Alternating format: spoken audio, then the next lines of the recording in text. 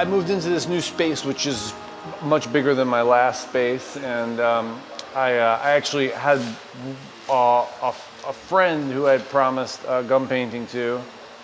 I happened to have a visit from the director of the Albright Knox around the time I was making it, and he and I just planned a show together, which I've never had a show of the gum paintings. Although I had made them for several years, there was never really a show of just them. But I started making them lying down, and it's a whole different thing, not fighting gravity. So I kind of set up and really took them to, I think, another level.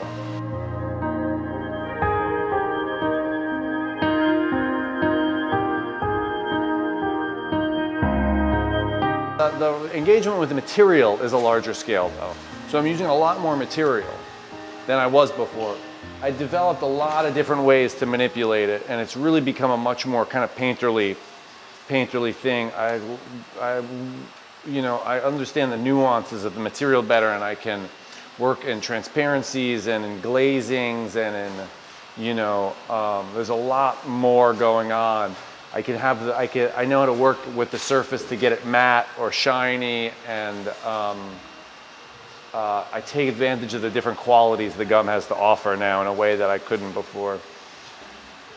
We were using a lot of water in the past to help kind of get the gum workable, and now we use a lot of microwaves, which helps us eliminate a lot of the water, which gets in the way kind of. So there's a lot kind of like explored it's more about how I'm able to kind of work the material.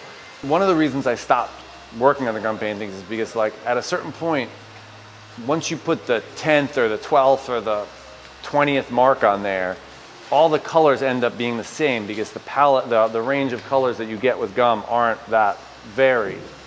And I kind of hit a wall, and they started just, I couldn't figure out a way to create individual works almost, And when I reset up to do these, I had an idea to use Chardin as a kind of inspiration point.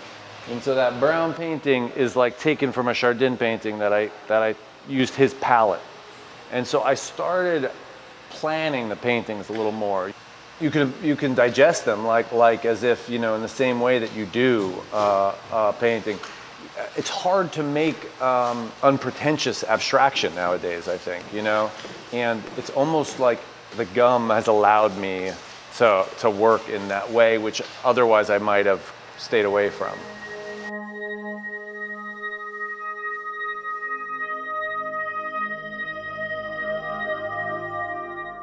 Before, I think it was always first and foremost that it was gum, and they still made a break from when I was kind of just sticking it on there, but we were still kind of like fighting the material. I feel like now it's less of a struggle, and it's more of this kind of just, I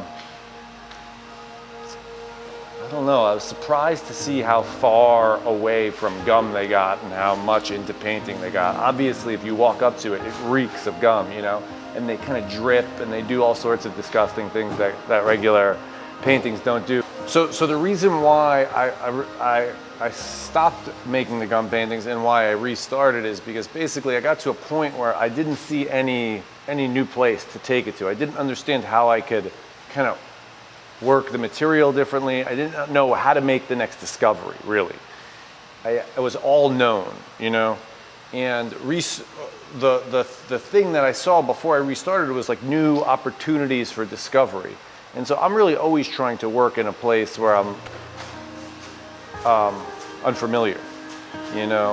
Once I kind of understand the process or a material or an approach, is usually when I'm done with pursuing it. And I like to work in a place of discomfort, kind of, or of I like to keep everything experimental to a certain point. I want to be searching. I don't want to be masterfully kind of like doing anything. I really want it to be a process of searching and discovery.